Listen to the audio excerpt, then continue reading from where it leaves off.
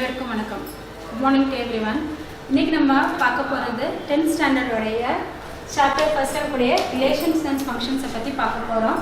Relations and functions அவங்களே ஒரு heading கொடுத்துருக்காங்க பாரு. Mathematics do not study objects but relation between objects. அதாவது பொருட்களை மட்டும் பற்றி படிக்க போகிறது மேக்ஸ் கிடையாது. அந்த பொருட்கள் எதிலோடலாம் நம்மளுக்கு ரிலேஷன்ஸ் இருக்குது, அந்த பொருளோட என்னென்ன ரிலேஷன்ஸ் இருக்குது அப்படின்னு படிக்கிறது தான் மேத்தமெட்டிக்ஸ்.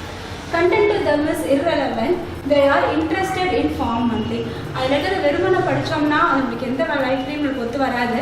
ஸோ நம்ம அதை எவ்வளோ தூரம் இன்ட்ரெஸ்ட்டாக மாற்றிக்கிறோம் அப்படின்றத இதனுடைய மெயின் கான்செப்ட்.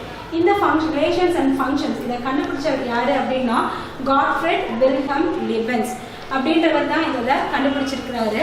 இவர் என்னெல்லாம் கண்டுபிடிச்சாரு அப்படின்னா இந்த ஃபங்க்ஷன் இவர் தான் முக்கியமாக இந்த ஃபங்க்ஷன்ஸை பற்றி கண்டுபிடிச்சிருக்கிறாரு. அதே மாதிரி point to point of a curve, Leibniz provided a fundamental of formal language and Boole algebra with fundamental modern day computers. He has a great contribution. இவருடைய கான்ட்ரிபியூஷனால தான் இப்போ கூடிய மாடர்ன் கம்ப்யூட்டர்ஸில் நிறைய விதமான ப்ரோக்ராம்ஸை அவங்க டெவலப் பண்ணிகிட்டே இருக்கிறாங்க. ஸோ நம்ம இன்னைக்கு பார்க்க போகிற இந்த ரிலேஷன்ஸ் அண்ட் ஃபங்க்ஷன்ஸை கண்டுபிடிச்சவர் Gottfried Wilhelm Leibniz. Okay students, இப்போ முதல்ல நம்ம பேசிக்கை பார்க்கலாம். நீங்கள் 9th 8th படிச்சிருப்பீங்க. செட் லாங்குவேஜ் அப்படின்ற ஒரு ஹெட்டிங்கை படிச்சிருப்பீங்க. செட் லாங்குவேஜ்னால் என்னென்னு படிச்சிருப்பேன். Set language is a well defined, it's a collection of well defined objects நீ படிச்சிருப்பேன். வெல் டிஃபைன்ட் ஆப்ஜெக்ட்ஸ்னால் என்ன? ஃபார் எக்ஸாம்பிள்ஸ் ஏ அப்படின்ற ஒரு செட்டில் நான் என்ன செஞ்சுருக்கிறேன், 1 2 3 4 5 எக்ஸட்ரான்னு சொல்லிட்டு கொஞ்சம் நம்பர்ஸை எழுதிருக்கேன். உனக்கு இதுவே தெரியும், இந்த நம்பர் எல்லாம் என்ன நம்பர் சொல்லுவோம், நம்ம நேச்சுரல் நம்பர்ஸ்ன்னு சொல்லுவோம். நம்மளுக்கு கூடவே தெரியும் ஹோல் நம்பர்ஸ்ன்னு தெரியும். அடுத்து என்ன தெரியும் நம்மளுக்கு, நேச்சுரல் நம்பர்ஸ். ஹோல் நம்பர்ஸ் எதுலேருந்து ஆரம்பிப்போம், நம்ம 0லேருந்து ஆரம்பிக்கக்கூடிய எல்லா பாசிட்டிவ் நம்பர்ஸும் தான் என்னது ஹோல் நம்பர்ஸ். நேச்சுரல் நம்பர்ஸ்னால் என்னது, 1லேருந்து ஆரம்பிக்கக்கூடிய எல்லா பாசிட்டிவ் நம்பர்ஸ் தான் என்ன சொல்லுவோம், நம்ம நேச்சுரல் நம்பர்ஸ்ன்னு சொல்லுவோம். இன்டீஜர்ஸ் பார்த்துருப்போம். இன்டீஜர்ஸ்னால் என்னது, பாசிட்டிவ் நம்பரும் நெகட்டிவ் நம்பர்ஸும் சேர்த்து தான் என்னென்னு படிச்சிருக்கோம், நம்ம இன்டீஜர்ஸ்ன்னு படிச்சிருக்கோம். ஓகே, இப்போ ஏ அப்படின்ற செட்டில் ஒரு கலெக்ஷன் ஆஃப் டேட்டாஸ், என்னென்ன டேட்டாஸ் இருக்குதுல 1 2 3 4 5 அப்படின்னு சொல்லிட்டு ஒரு கலெக்ஷன் ஆஃப் டேட்டாஸ். நம்ம என்னென்னு சொல்லலாம், ஏ அப்படின்ற செட்டுக்குள்ள நேச்சுரல் நம்பர்ஸ் இருக்குன்னு சொல்லலாம். அடுத்து பீட்ட செட்டில் பாரு 1 3 5 7 9 11 எக்ஸெட்ரான்னு கொடுத்துருக்கோம். பார்த்தோன்னே உனக்கு தெரியும் இந்த பீட்ட செட்டுக்குள்ள இருக்க நம்பர்ஸ்லாம் என்ன நம்பர்ஸாக இருக்குது, உனக்கு ஆட் நம்பர்ஸாக இருக்குது. ஈவன் நம்பர்ஸ்னால் என்னென்னு தெரியும், ஆட் நம்பர்ஸ்னால் என்னென்னு தெரியும். சொல்லி பார்க்கலாம். ஈவன் நம்பர்ஸ்னால் என்ன பண்ணுவேன், எந்த நம்பரை நம்ம 2ஆல் டிவைட் பண்ணுவோம். உனக்கு கொடுக்கக்கூடிய நம்பரை நீ 2ஆல் டிவைட் பண்ணால் உனக்கு ரிமைண்டர் 0 வந்துச்சு அப்படின்னா என்ன சொல்லலாம், நம்ம ஈவன் நம்பர்ஸ். இதுக்கு ஈஸியாக சொல்லியிருப்போம், 2 டேபிளில் வரதெல்லாமே உனக்கு ஈவன் நம்பர்ஸ் தான் அப்படின்னு சொல்லியிருப்போம். சரியா? ஸோ பி அப்படின்ற செட்டில் இருக்கிறது எல்லாமே என்னது, ஆட் நம்பர்ஸ். ஆட் நம்பர்ஸ் எதுலேருந்து ஆரம்பிக்குது, 1 3 5 7 9 11 சொல்லிட்டு எண்ணற்ற எண்ணிக்கை. இது வந்து இன்ஃபைனைட் செட்டுன்னு சொல்லுவோம். இது வரைக்கும் அப்படின்னு கொடுத்தா அது ஃபைனைட் செட்டு. போய்கிட்டே இருக்குன்னு சொன்னால் நம்ம என்ன சொல்லுவோம், நம்ம இன்ஃபைனைட் செட்டுன்னு சொல்லுவோம். ஆட் நம்பர்ஸ் பார்த்தோம். இப்போ அடுத்து ஈவன் நம்பர்ஸ். சி அப்படின்ற செட்டில் 2 4 6 8 10 அப்படின்ற நம்பர்ஸ் கொடுத்துருக்கேன். நல்லா கவனிடா. மேலே இருக்க 2 செட்டுக்கும் 3வது செட்டுக்கும் உனக்கு வித்தியாசம் தெரியும். என்ன வித்தியாசம் பாரு. மேலே இருக்க செட்டில் 5க்கு அப்புறம் எக்ஸட்ரான்ற நம்பர் கொடுத்துருக்கேன். அதாவது நேச்சுரல் நம்பர்ஸ் இதோட தான் முடியும், நம்மளால் சொல்லவே முடியாது, அது போய்கிட்டே இருக்கும். ஸோ இந்த செட்டோடைய பேர் வந்து இன்ஃபைனைட் செட்டுன்னு சொல்லுவாங்க. இந்த செட்டோடைய பேர் என்னது, இன்ஃபைனைட் செட்டுன்னு சொல்லுவாங்க. அதே மாதிரி தான் இதுவும். பி அப்படின்ற செட்டில் 1 3 5 7 9 11 சொல்லிட்டு ஆட் நம்பர்ஸ் போய்கிட்டே இருக்குது. அப்போ இந்த செட்டோட பேரும் என்னது தான், இன்ஃபைனைட் செட் தான். ஆனால் சி அப்படின்ற செட்டு பாரு 2 4 6 8 10ன்னு சொல்லிட்டு இதுலேருந்து இது வரைக்கும் தான் அப்படின்ற நம்பர்ஸை நான் சொல்லிட்டேன். இந்த 2 4 6 8 10ன்றது எல்லாமே என்ன நம்பர்ஸு, ஈவன் நம்பர்ஸு. நீ எதை மட்டும் கன்சிடர் பண்ணால் போதும், 2 மட்டும் கன்சிடர் பண்ணிக்கோ, 4 மட்டும் எடுத்துக்கோ, 6 மட்டும் எடுத்துக்கோ, 8 10 இதை மட்டும் எடுத்துக்கோன்னு சொன்னனால இந்த செட்டோடைய பேர் என்னது, ஃபைனைட் செட்டுன்னு சொல்லுவோம். சரியா? இன்ஃபைனைட் செட்டுக்கும் ஃபைனைட் செட்டுக்கும் வித்தியாசம் புரியுதா? இன்ஃபைனைட் செட்னா எண்ணற்ற எண்கள் போய்கொண்டே இருக்கும், இதுதான் முடிவுன்னு சொல்ல முடியாத செட்டுக்கு என்ன பேர் சொல்கிறோம், நம்ம இன்ஃபைனைட் செட்டுன்னு சொல்கிறோம். ஃபைனைட் செட்டுன்றது என்னது, இதோடு முடிஞ்சிடும் அப்படின்னு சொல்கிறது தான் என்னது, ஃபைனைட் செட். நீ கேட்கலாம், ஏஎம்எஸ் வெறும் நம்பர்ஸ் மட்டும் இருக்கிறது மட்டும்தான் செட்டா? நம்பர்ஸ் மட்டும் இருக்கிறது செட் கிடையாது. இப்போ டி அப்படின்ற ஒரு செட் எடுத்துருக்கேன். அந்த செட்டுக்குள்ளே என்னெல்லாம் இருக்குது, red, green, blue, orange, yellow. நீ பார்த்தோன்னே சொல்லிடுவேன் மிஸ் இதில் இருக்கிறது எல்லாமே என்னது கலர்ஸாக இருக்குது. சரியா? அப்போது டி அப்படின்ற செட் எதை குறிக்குது, டிஃப்ரெண்ட் டைப்ஸ் ஆஃப் கலர்ஸை குறிக்குது. அதே மாதிரி இ அப்படின்ற செட் நம்ம இது வரைக்கும் பார்த்தோம் மிஸ் 1 2 3 4 5 எல்லாம் பாசிட்டிவ் நம்பர்ஸாக இருக்குது. 1 3 5 7 9 11 எல்லாமே பாசிட்டிவாக இருக்குது. சி 2 4 6 8 10 அதுவும் பாசிட்டிவாக இருக்குது. அப்போ ஒரு செட்டில் பாசிட்டிவ் நம்பர்ஸ் மட்டும்தான் இருக்குமா? கிடையாது, நெகட்டிவ் நம்பர்ஸும் இருக்கும். அதுதான் இ அப்படின்ற செட். நெகட்டிவ் நம்பர்ஸ் எதுலேருந்து ஆரம்பிக்குது நம்மளுக்கு தெரியாது. ஸோ எக்ஸட்ரால ஆரம்பித்து -2 -1 0 அடுத்து எதில் வருது உனக்கு பாசிட்டிவ் நம்பர்ஸில் வருது 1 2 3 அதுவும் எது வரைக்கும் முடியுதுன்னு உனக்கு தெரியாது. ஸோ இதுதான் செட்டு. செட்டுனா முதல்ல என்னன்னு குறிச்சிட்டியா? இப்போ நான் என்னுடைய கையை எடுத்துக்கிறேன், என்னோட ஹேண்ட், என்னுடைய ஃபிங்கர்ஸ் அப்படின்றது என்னது செட். இந்த செட்டுக்குள்ளே என்னெல்லாம் இருக்குது, தம் ஃபிங்கர் இருக்குது, அடுத்து என்ன சொல்கிறோம் நம்ம பாயிண்டிங் ஃபிங்கர் சொல்கிறோம், மிடில் ஃபிங்கர் சொல்லுவோம், ரிங் ஃபிங்கர் சொல்லுவோம், பிங்கி ஃபிங்கர்னு சொல்லுவோம். அப்போது இந்த 5 விரல்களும் தனித்தனியான பேர்கள் இருக்குது பார்த்தியா, இதை எலிமெண்ட்ஸ்ன்னு சொல்லுவோம். மொத்தமாக இருக்கிறத நம்ம என்ன சொல்கிறோம், நம்ம செட்டுன்னு சொல்கிறோம். அதே தான் ஏ அப்படின்றது செட்டு. உள்ளுக்குள்ள இருக்கக்கூடிய ஒவ்வொன்றுமே எலிமெண்ட்ஸுன்னு பேர் வரும். 1 அப்படின்றது எலிமெண்ட்டு, 2 அப்படின்றது எலிமெண்ட்டு, டி அப்படின்றது ஒரு செட்டு, அதுக்குள்ள ரெட் அப்படின்றது ஒரு எலிமெண்ட்டு, க்ரீன்ன்றது ஒரு எலிமெண்ட்டு, ப்ளூன்றது ஒரு element. So different types of element போயிட்டே இருக்கும். இதை நீ 8th 9th படிச்சிருப்ப. இப்போ நம்ம இதோடைய அட்வான்ஸ் ஸ்டேஜ் பார்க்க போகிறோம். அதுதான் என்னது, ரிலேஷன்ஸ் அண்ட் ஃபங்க்ஷன். முதல்ல நம்ம ரிலேஷன்னா என்ன அப்படின்றத பார்க்கலாம். ரிலேஷனுக்கு உனக்கு 2 செட்டு அல்லது 3 செட்டு இல்லாட்டி 4 செட் தேவைப்படும். ஒரே ஒரு செட்டை வச்சு நம்ம ரிலேஷன் நடத்த முடியாது. ஸோ ஆரம்பிக்கிறது எதுலேருந்து ஆரம்பிக்கிறோம், நம்ம 2 செட். மிஸ் 2 செட்டு மட்டும்தான் இருக்குமா? தேவையில்லை, 2 செட்டுக்கு மேலேயும் இருக்கலாம். நான் ஃபஸ்ட்டு உனக்கு 2 செட்டை வச்சு தரேன். ஏன்ற செட்டில் இருக்க நம்பர்ஸ் என்னவா இருக்குது, 2 3 4 5 6ன்னு இருக்குது. பீன்ற செட்டில் என்ன நம்பர்ஸ் இருக்குது, -2 -1 0 1 2 4. இந்த மாதிரி எலிமெண்ட்ஸ் நம்ம என்ன செய்ய போகிறோம், ரிலேஷன் பண்ணி கண்டுபிடிக்க போகிறோம். அதோடைய பேர் தான் என்னது, கார்ட்டீசியன் ப்ராடக்ட். கார்ட்டீசியன் ப்ராடக்ட்டில் உனக்கு ரொம்ப புரிஞ்சுக்கிற மாதிரி ஒரு எக்ஸாம்பிள் எடுத்திருக்கிறேன். ஏ ஒரு செட் எடுத்திருக்கிறேன், பி ஒரு செட் எடுத்திருக்கிறேன்.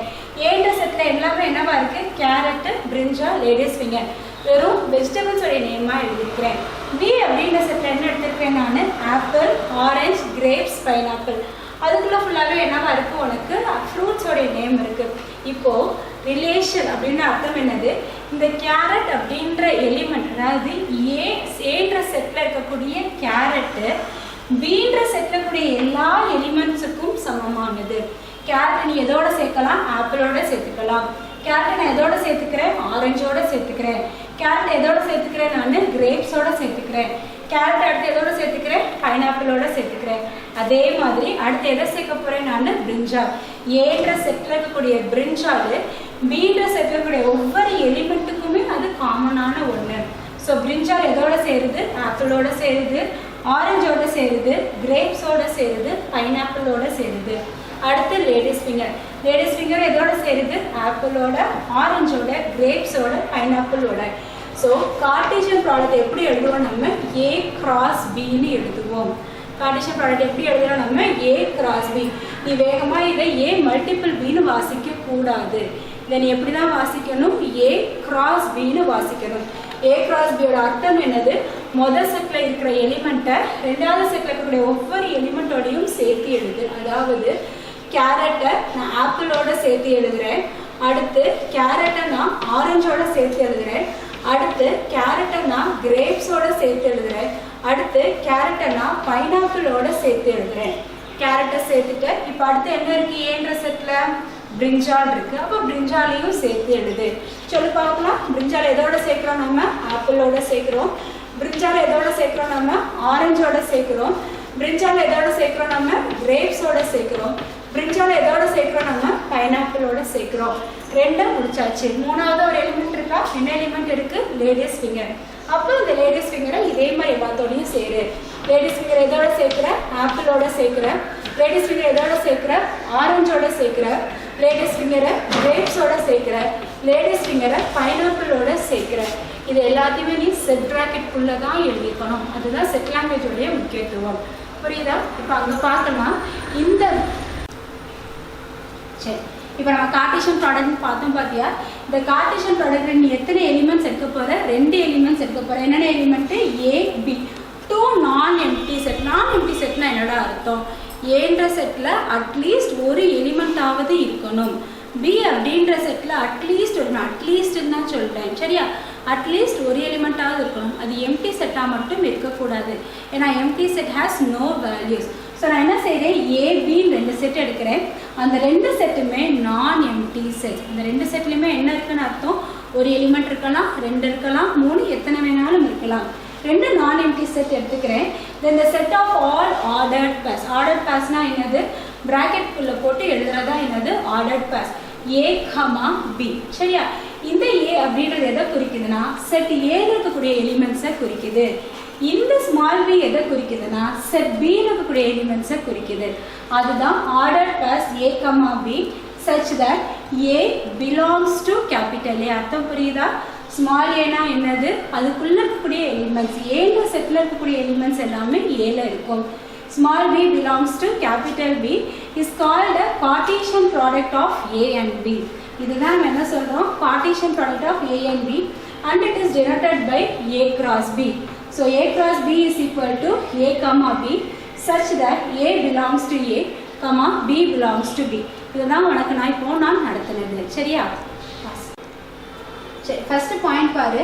A cross B is the set of all possible ordered pairs between the elements A and B. A அப்படின்ற செட்லையும் B அப்படின்ற செட்டில் கூடிய எல்லா எலிமெண்ட்ஸ் தான் இதுக்குள்ளே வரப்போகுது. A cross B அப்படின்னு நம்ம கண்டுபிடிக்கிற புது செட்டில் வரப்போகுது. Such that the first coordinate in an element of A and the second coordinate is an element of B. உனக்கு அதை தெளிவாக நடத்துகிறேன், கவனி, பாஸ். சரி, இப்போ நம்ம அந்த ஃபர்ஸ்ட் பாயிண்ட் பார்த்தோம் பார்த்தியா? என்னன்னு பார்த்தோம்? A, B அப்படின்னு சொல்லிட்டு 2 செட் எடுத்துக்கிறோம். இந்த 2 செட்டுமே எப்படி இருக்கக்கூடாதுன்னு பார்த்தா நம்ம நான் எம்டி செட்டாக இருக்கக்கூடாது. ஏன்ற செட்டில் எத்தனை எலிமெண்ட்ஸ் இருக்குது? 3 எலிமெண்ட்ஸ் இருக்குது. பீன்ற செட்டில் எத்தனை எலிமெண்ட்ஸ் இருக்குது? 3 எலிமெண்ட்ஸ் இருக்குது. A cross Bனா அர்த்தம் என்னது? ஏல இருக்கக்கூடிய ஒவ்வொரு எலிமெண்ட்டையும் நம்ம எதில் சேர்க்கணும்? பியோட சேர்க்கணும். அப்போ இந்த 1 அப்படின்ற நம்பர் எதுக்கெல்லாம் காமன்? 2க்கு காமன், 4க்கு காமன், 6க்கு காமன். அதே மாதிரி ஏல அடுத்து என்ன நம்பர் இருக்குது? 2 இருக்குது. இந்த 2 எதுக்கெல்லாம் காமன்? 2க்கு காமன், 4க்கு காமன், 6க்கு காமன். இப்போ எழுதலாமா? அப்போ A cross B முதல்ல எப்படி கிடைக்கும்? 1, 2, 1, 4, 1, 6. இந்த 1 வச்சு 2வையும், இந்த 1 வச்சு 4ஐயும், இந்த 1 வச்சு 6ஐயும் சேர்த்துட்டியா? அடுத்து எதை சேர்க்க போகிற? 2வை சேர்க்க போகிற. இந்த 2 வச்சு எதை சேர்க்க போகிற? 2வை சேர்க்க போகிறோம், 4ஐ சேர்க்க போகிறோம், 6ஐ சேர்க்க போகிறோம். அப்போ எப்படி எழுதுவோம் நம்ம? 2, 2, 2, 4, 2, 6. 2 வச்சு சேர்த்துட்டோம். அடுத்து என்ன இருக்குது உனக்கு? 3 இருக்குது. இந்த 3 வச்சு சேர்க்கும்போது எப்படி சேர்ப்ப? 3 வந்து 2ஓட சேருது, 3 4ஓட சேருது, 3 எதோட சேருது? 6ஓட சேருது. அப்போ எப்படி எழுதுவ நீ? 3, 2, 3, 4, 3, 6. சரியா? செட் ப்ராக்கெட் போட்டு க்ளோஸ் பண்ணிக்கோ. நல்லா கவனி. இது A cross B. எப்பயுமே A cross Bல 2 எலிமெண்ட் இருந்து ப்ராக்கெட்டில் இருந்துச்சுன்னா இதோட பேர் என்னது? ஆர்டர்ட் பேர். இது ஒரு ஆர்டர்ட் பேர், இது ஒரு ஆர்டர்ட் பேர், இது ஒரு ஆர்டர்ட் பேர். இது மாதிரி எல்லாமே என்னது? ஆர்டர்ட் பேர். இந்த ஆர்டர்ட் பேரில் கமாவுக்கு முன்னாடி இருக்கிறது எல்லாமே A செட்டு, கமாவுக்கு பின்னாடி இருக்கிறது எல்லாமே என்னது? B set. பார்க்கலாமா? கமாவுக்கு முன்னாடி இருக்கிற 1 எதில் இருக்குது? ஏல இருக்குது. கமாவுக்கு பின்னாடி இருக்கிற 2 எதில் இருக்குது? பியில் இருக்குது. கமாவுக்கு முன்னாடி இருக்கிற 3 எதில் இருக்குது? ஏல இருக்குது. கமாவுக்கு பின்னாடி இருக்கிற 2 எதில் இருக்குது? பியில் இருக்குது. இப்போ அதான் நம்ம நோட்டில் பார்த்தோம். ஒரு ஆர்டர் பேரில் கமாவுக்கு முன்னாடி இருக்கிற செட் எல்லாமே ஏ குறிக்கும், கமாவுக்கு பின்னாடி இருக்கிறது எல்லாமே பிஏ குறிக்கும். அப்போ இங்கே பார்க்கலாம் A cross Bன்னு இந்த மெத்தட். அப்போ B cross A எப்படிரா வரும்? அப்போ நீ ஃபஸ்ட்டு எதை எழுதணும்? Bன்ற செட்டை எழுதணும். Bன்ற செட்டு சொல்லி பார்க்கலாம். B என்னன்னு கொடுத்துருக்கோம் நம்ம? 2, 4, 6. Aன்ற செட் என்னன்னு கொடுத்துருக்கோம் நம்ம? 1, 2, 3. இப்போ எதை எதோட சேர்க்கணும்? போன செட்டை எதை சேர்த்தோம்? ஏவை பியோட சேர்த்தோம். இங்கே எதை சேர்க்கணும்? பிஏ ஏவோட சேர்க்கணும். ஏன்ற அர்த்தம் புரியுதா? ஏன்னா B cross A முதல்ல எந்த எலிமெண்ட் இருக்கோ அதை தான் அடுத்த செட்டோட சேர்க்கணும். அப்போ B எதோட சேர்க்க போகிற? நீனு 1ஓட சேர்க்க போகிற, பிஏ 2ஓட சேர்க்க போகிற, பிஏ 3ஓட சேர்க்க போகிற. அப்போ ஆன்சர் எப்படி கிடைக்குது? 2, 1, 2, 2, 2, 3. அடுத்து என்னமா இருக்குது? 4 இருக்கா? அப்போ 4ஐ சேர்க்கலாமா? 4 எப்படி சேர்ப்பேன்? 4 1ஓட சேர்ப்பேன், 4 2ஓட சேர்ப்பேன், 4 3ஓட சேர்ப்பேன். அப்போ 4,1 4,2 4,3. அடுத்து என்ன செய்வேன்? 6 சேர்ப்பேன். 6 எப்படி சேர்ப்பேன்? 6 1ஓட சேரும், 6 2ஓட சேருது, 6 3ஓட சேருது. அப்போ ஆன்சர் எப்படி கிடைக்குது? 6,1 6,2 6,3. புரியுதா? எப்படி A cross B எப்படி B cross A எழுதணும்னு புரியுதா? எந்த எலிமெண்ட்டை எந்த செட்டை முதல்ல கொடுத்துருக்குறாங்களோ அதை தான் அடுத்த செட்டோட சேர்த்து எழுதணும். இந்த ஆர்டர் பேரில் மறந்துடாத, கமாவுக்கு முன்னாடி இருக்கிறது முதல் செட்டு, கமாவுக்கு பின்னாடி இருக்கிறது ரெண்டாவது செட்டு. எக்ஸாமில் மாற்றி எழுதிடாத. சரி, in general A cross B is not equal to B cross A, but n of A cross B is equal to n of B cross A. இதோட அர்த்தத்தை நான் சொல்கிறேன், கவனி. சரி, ஏவை பாரு 1 2 3. நான் போன நேரம் உங்களோட எக்ஸாம்பிள் நடத்தினேன் பார்த்தியா, அதே சம தான். A வந்து 1 2 3 எடுத்திருக்கிறேன், B வந்து என்னென்னு எடுத்திருக்கேன் நான் 2 4 6. நோட்டில் என்ன பார்த்தேன் நீனு? A cross B யோட வேல்யூவும் B cross A ஓட வேல்யூவும் ஈக்குவலாக இருக்காது. கரெக்டாடா? ஏன்னு பார்க்கலாமா? A cross B கண்டுபிடிச்சிருக்கிற, B cross A வும் கண்டுபிடிச்சிருக்க. இங்கே 1,2 இருக்கு, இங்கே எங்கேயாவது 1,2 இருக்கா? இல்லை. இங்கே 1,4 இருக்கு, இங்கே எங்கேயாவது 1,4 இருக்கா? இல்லை. இங்கே 1,6 இருக்கு, இங்கே எங்கேயாவது 1,6 இருக்கா? இல்லை. ஸோ இதுதான் அதோடைய அர்த்தம். A cross B யோட வேல்யூவும் B cross A ஓட வேல்யூவும் எப்பயுமே ஈக்குவலாக இருக்காது. ஆனால் n of A cross B is equal to n of B cross A. இதன் அர்த்தம் சொல்கிறேன், n of A cross B ல இருக்கக்கூடிய நம்பர் ஆஃப் எலிமெண்ட்ஸ். அப்போ n of A cross B எப்படி வாசிக்கணும்? Number of elements in A cross B ன்னு வாசிக்கணும். இதை எப்படி வாசிப்ப? Number of elements in B cross A ன்னு வாசிப்ப. A cross B அப்படின்ற செட்டில் எத்தனை எலிமெண்ட்ஸ் இருக்கு? என்னலாமா? இது first element, second element, third, fourth, fifth, sixth, seventh, eighth, ninth. அப்போ A cross B அப்படின்ற செட்டில் எத்தனை எலிமெண்ட்ஸ் இருக்கு? உனக்கு 9 எலிமெண்ட்ஸ் இருக்கு. அதே மாதிரி B cross A ல எத்தனை எலிமெண்ட்ஸ் இருக்குன்னு பார்க்கலாம். First element, second, third, Ford, 5 6 7 8 9. அப்போ B cross Aன்ற செட்டில் எத்தனை எலிமெண்ட்ஸ் இருக்கு? உனக்கு 9 எலிமெண்ட்ஸ் இருக்கு. அதுதான் இங்கே சொல்லியிருக்கிறாங்க, n of A cross B ல இருக்கக்கூடிய எலிமெண்ட்ஸும் n of B cross A ல இருக்கக்கூடிய எலிமெண்ட்ஸும் ஈக்குவலாக இருக்கு. n of A cross B ல எத்தனை எலிமெண்ட்ஸ் இருக்குன்னு பார்த்த? 9 எலிமெண்ட்ஸ் இருக்குன்னு பார்த்த. n of B cross A ல எத்தனை எலிமெண்ட்ஸ் இருக்குன்னு பார்த்துருக்குற? 9 எலிமெண்ட்ஸ் இருக்குன்னு பார்த்துருக்குற. இது ஈக்குவலாக இருக்கும். ஆனால் A cross Bயும் B cross Aவும் ஈக்குவலாக இருக்காது. இது ஒன் வேர்டில் உனக்கு கேட்பாங்க. சரி, செகண்ட் பாயிண்ட் பாரு. A cross B is equal to, இந்த செட்டோடைய பேர் எம்டி செட்டு. சரியா? 5ன்னு சொல்லுவோம். இந்த பேர் என்ன சொல்லணும் நம்ம? Empty set. A cross B அப்படின்ற செட்டு எம்டி அப்படின்னா என்ன அர்த்தம்னா, ஒன்று ஏன்ற செட்டு எம்டியாக இருக்கும், இல்லாட்டி பின்ற செட்டு எம்டியாக இருக்கும். நம்ம ஆரம்பத்தில் பார்க்கும்போது டெஃபினிஷனில் பார்த்தோம், ஏ அப்படின்ற செட்டும் பி அப்படின்ற செட்டும் நான் எம்டியாக தான் இருக்கணும்னு பார்த்தோம். நான் எம்டியாக இருந்தால் தான் உனக்கு எலிமெண்ட்ஸ் கிடைக்கும். சப்போஸ் எம்டியாக இருந்தால் ஒன்று ஏவோ இல்லாட்டி பியோ எம்டியாக இருந்தால் நீ A cross B கண்டுபிடிச்சேன்னா அந்த செட்டும் எப்படி தான் இருக்கும்? உனக்கு எம்டி செட்டாக தான் இருக்கும். அடுத்தது பார்க்கலாம். n of A ஓட வேல்யூவை P-ஆக எடுத்துக்கோ, n of B ஓட வேல்யூவை நீ Q-ஆக எடுத்துக்கோ. தென் n of A cross B is equal to PQ. n of A ல எத்தனை வேல்யூ இருக்குது, n of B ல எத்தனை வேல்யூ இருக்குன்னு எடுத்துக்கோ. நீ A cross B பண்ணும்போது உனக்கு அத்தனை வேல்யூஸ் கிடைக்கும். பார்க்கலாமா? சரி, n of A ல எத்தனை இருக்கு? n of A யோட அர்த்தம் என்னது? ஏன்ற செட்டில் எத்தனை எலிமெண்ட்ஸ் இருக்குன்னு பார்க்குறேன். ஏன்ற செட்டில் எத்தனை எலிமெண்ட்ஸ் இருக்குது? உனக்கு 3 எலிமெண்ட்ஸ் இருக்குது. அப்போ n of A என்ன போடுற நீனு? 3ன்னு போடுற. அடுத்து என்ன பார்க்குற நீனு? Bன்ற செட் பார்க்குற. Bன்ற செட்டில் எத்தனை எலிமெண்ட்ஸ் இருக்குது? 3 எலிமெண்ட்ஸ் இருக்குது. அப்போ Bன்ற செட் என்னவா போட்டுக்கிறோம் நம்ம? P. நான் இது என்னவா எடுத்துக்கிறேன்? இது P-ஆக எடுத்துக்கிறேன். இது என்னவா எடுத்துக்கிறேன்? நான் Q-ஆக எடுத்துக்கிறேன். n of A cross B கண்டுபிடிக்க என்ன செய்யணும்? P-ஐயும் Q-ஐயும் மல்டிப்ளை பண்ணணும். மல்டிப்ளை பண்ணலாமா? n of A ஓட வேல்யூ என்னது? 3. P-யோட Q-ஓட வேல்யூ என்னது? 3. 3 3 எவ்வளோ கிடைக்கிது? 9. கிடைச்சிருக்காமா? A cross B யோட வேல்யூ எவ்வளோன்னு கிடைச்சிருக்கு? 9. B cross A ஓட வேல்யூ எவ்வளோன்னு கிடைக்கும் உனக்கு? 9. இதுதான் 1 3. n of A ஓட வேல்யூவும் n of B யோட வேல்யூவும் எவ்வளோன்னு இருக்குன்னு எடுத்துக்கோங்க. அந்த ரெண்டு வேல்யூவையும் மல்டிப்ளை பண்ணால் அதுதான் n of a cross b. Sums பார்க்கலாமா? சரி, எக்ஸசைஸ் 1.1ல் நான் உனக்கு ஃபோர்த் சம் நடத்துகிறேன், கவனிச்சுக்கோ. இந்த சம்மை உன்னுடைய கிளாஸ் ஆஃப் நோட்டில் எழுதிக்கோங்க. ஏன்னா ஏற்கனவே உனக்கு நான் அந்த பாயிண்ட்ஸ் எல்லாம் குறித்து கொடுத்துருக்கதை உன்னுடைய கிளாஸ் ஆஃப் நோட்டில் எழுதியிருக்கிறேன். அதுக்கு கீழே எக்ஸசைஸ் 1.1 ஃபோர்த்து சம்னு போட்டு இந்த சம்மை எழுதிக்கோ. நான் கொடுக்குற ஹோம்ஒர்க்கை இதே நோட்டில் கண்டினியூ பண்ணிகிட்டே வந்துடுவேன், சரிங்களா? சரி, கவனி. ஏ அப்படின்ற செட்டில் 5, 6 அப்படின்ட்டு 2 எலிமெண்ட் இருக்குது. பின்ற செட்டில் 4, 5, 6ன்னு சொல்லிட்டு 3 எலிமெண்ட் இருக்குது. சி அப்படின்ற செட்டில் 5, 6, 7 சொல்லிட்டு 3 எலிமெண்ட் இருக்குது. உனக்கு என்ன ப்ரூவ் பண்ண சொல்லியிருக்கிறாங்கன்னா ஏ கிராஸ் ஏவை கண்டுபிடிச்சிக்கோ, அதை எல்ஹெச்எஸ்ஸாக வச்சுக்கோ. அடுத்தது பி கிராஸ் பியை கண்டுபிடி, சி கிராஸ் சியை கண்டுபிடி, வந்த ரெண்டுத்துக்குமே இன்டர்செக்ஷன் கண்டுபிடி அப்படின்றத சொல்லியிருக்காங்க. ஸோ நான் ஃபஸ்ட்டு எதை கண்டுபிடிக்க போகிறேன்? என்னுடைய எல்ஹெச்எஸ்ஸை கண்டுபிடிக்க போகிறேன். எல்ஹெச்எஸ் சொல்லுமா என்ன கொடுத்துருக்குறாங்க? ஏ கிராஸ் ஏவை கண்டுபிடிச்சா போதும். ஏவோட வேல்யூ உனக்கு கொடுத்துருக்குறாங்க. ஏ என்ன கொடுத்துருக்குறாங்க உனக்கு? 5, 6. ஏ கிராஸ் ஏன்னு என்னடா அர்த்தம்? கொடுத்துருக்க ஏவையே 2 தடவை மல்டிப்ளை பண்ணணும்னு அர்த்தம். அப்போது A cross A is equal to எப்படி எழுதுவ? 5, 6 கிராஸ் 5, 6ன்னு எழுதுவ. அதிகமான பேர் என்ன தப்பு விடுற அப்படின்னா 5 × 5 25ன்னு போட்டுடுற. அடுத்து 5 × 6 30ன்னு போட்டுடுற.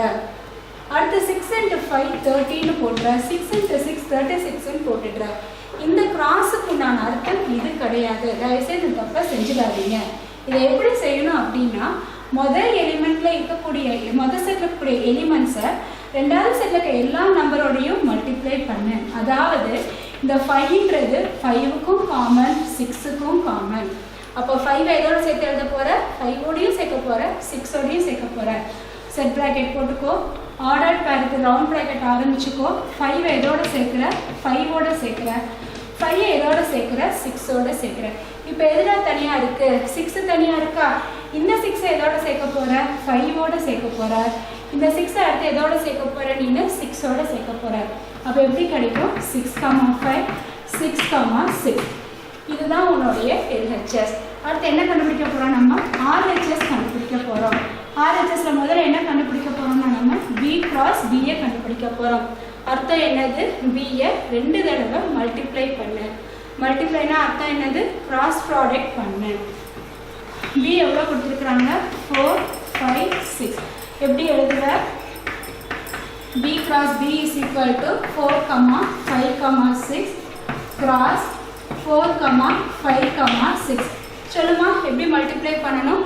முதல்ல இருக்க இந்த 4 அப்படின்ற எலிமெண்ட்டு 4க்கும் காமன், அடுத்து இருக்க 4 5க்கும் காமன், அடுத்து இருக்க 4 எதுக்கு காமன்? 6க்கும் காமன். அப்போ எழுதும் போது 4, 4, 4, 5, 4, 6 எழுதிட்டியா?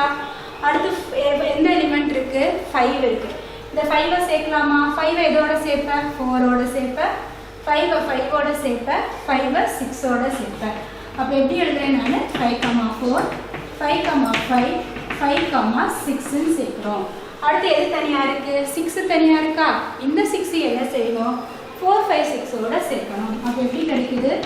4, 6, 4, 6, 5, 6, 6. இது எதுக்கு உண்டான வேல்யூ? பி கிராஸ் பிக்கு உண்டான வேல்யூ. இப்போ கொஸ்டின் அடுத்து என்ன கேட்டிருக்கிறாங்க? சி கிராஸ் சி கேட்டிருக்கிறாங்க. அதையும் கண்டுபிடி. சி கிராஸ் சினா என்ன அர்த்தம்? கொடுத்துருக்க சியை 2 தடவை மல்டிப்ளை பண்ணணும். சியோட வேல்யூ என்னதுடா? 5, 6, 7 கிராஸ் 5, 6, 7. எப்படிமா மல்டிப்ளை பண்ணுவேன்? இந்த 5ன்றது எதுக்கு காமனு? 5ஆலையும் மல்டிப்ளை பண்ணணும், 6ஓடையும் மல்டிப்ளை பண்ணணும், 7ஓடையும் மல்டிப்ளை பண்ணணும். அப்போ எப்படி எழுதுவேன் நீனு? 5, 5, 6, 5, 7. 5 வச்சு முடிச்சிட்டியா? அடுத்து எது தனியாக இருக்குது? 6 தனியாக இருக்குது. 6 செய்யலாமா? அப்போது 6, 5, 6, 6, 7. அடுத்து எது தனியாக இருக்குது? 7 தனியாக இருக்கா? 7 எல்லாத்தோடையும் சேரு. அப்போ எப்படி கிடைக்குது? 7, 5, 7, 6, 7, 7. இப்போ எல்ஹெச் ஆர்ஹெச்எஸ் என்ன சொல்லியிருக்கிறாங்க? நீ கண்டுபிடிச்ச பி கிராஸ் பியையும் சி கிராஸ் சியையும் இன்டர்செக்ஷன் பண்ணு. இன்டர்செக்ஷன்னா என்னதுடா? ரெண்டு செட்லேயும் எது காமனாக இருக்கோ அதுதான் இன்டர்செக்ஷன். யூனியன்னா என்னது? ரெண்டுத்தையும் சேர்த்து எழுதுறது தான் என்னது? யூனியன். இங்கே என்ன கேட்டிருக்கிறாங்க? இன்டர்செக்ஷன் கேட்டிருக்கிறாங்க. ஸோ B cross B ஐயும் C cross C ஐயும் இன்டர்செக்ஷன் பண்ண போகிறேன். சரி, ஒரு RHS என்ன கேட்டிருக்கிறாங்க? B cross B intersection C cross C. B cross Bக்கு நம்ம என்ன வேல்யூஸ் கண்டுபிடிச்சிருக்கோமோ அதை எல்லாத்தையும் மொத்தமாக எடுத்து எழுதியிருக்கிறேன். இங்கே நடுவில் இன்டர்செக்ஷன் இருக்கனால இங்கே இன்டர்செக்ஷன் சைன் போட்டிருக்கிறேன். அடுத்து C cross C கேட்டிருக்கிறாங்க. C cross Cக்கு என்னென்ன வேல்யூஸ் இருக்கோ எல்லாமே எடுத்து எழுதியாச்சு.